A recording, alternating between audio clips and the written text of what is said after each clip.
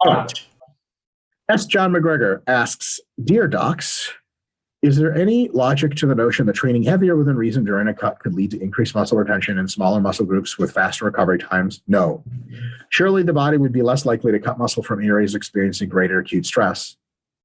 Sure, but it's by no means clear that heavier accomplishes that better than lighter and higher volume. And the greater acute stress also might mean that you can't train as much during a cut because you exceed your MRV right away.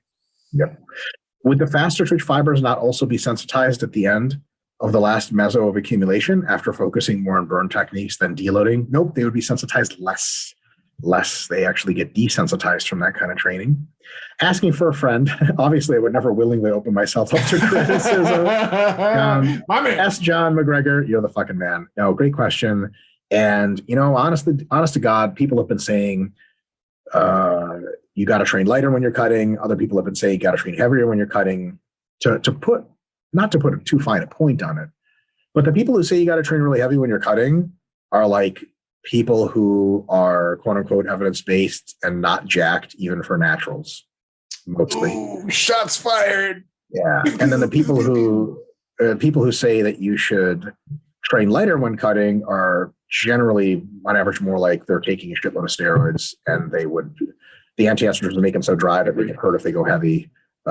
Generally speaking, you train the same way when you're cutting as when you're massing. But I will say that the scales for the average person tip a little bit more into the slightly higher reps when you're cutting because it reduces injury risk. It can allow you to add reps instead of adding load as a progression method, which is better attuned to the slower isoform expression of the fiber types when you're chronically high fatigued and low calorie. So I would actually say going a little on the higher rep side is a bit better when cutting. You can go a little bit heavier during massing. If you're at the end of the day, SFR. If you're getting great SFRs, that's the answer.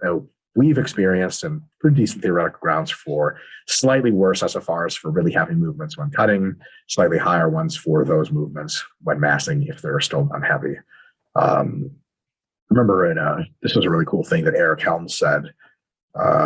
He said this a bunch, but sorry, I can't name a specific podcast or something, but I think it was one of our discussions even. He was like, I used to think all kinds of stuff that was just like sort of what the evidence-based guys said.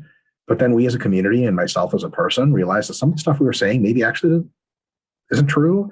And he's like, it took me a while to come around to the idea that like training heavy during a cut to save muscle just doesn't seem to at least make positive sense.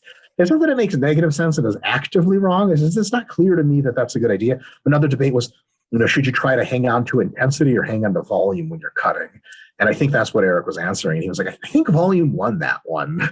Like, if you start doing like 1 to 2 sets and going ultra heavy, you just lose a shitload of muscle and you're not training enough. And you can't go heavy anyway because you're so fucking weak. So it's like it's exactly. You can't do it. It's using a really shitty gun for which you don't even have bullets anymore. So I think volume on that one, multiple sets. The question is clearly set equated.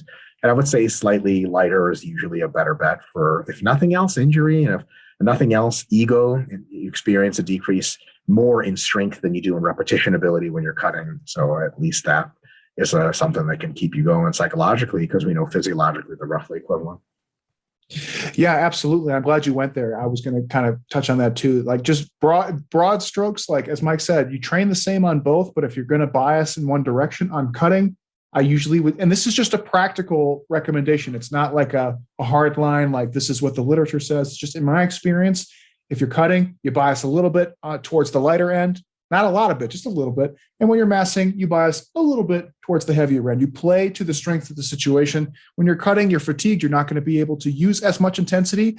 And fucking hypertrophy training, you have a huge spectrum of intensity in which you can hypertrophy the muscle. So why make it unnecessarily difficult? When you're massing, your recovery ability goes through the roof because of all that you're eating. So you can actually tolerate doing those heavier loads, and they might be marginally more stimulative per repetition. So it's a good time to think about going a little bit heavier. So just broad strokes, cutting, maybe bias a little lighter, massing, maybe bias a little bit heavier.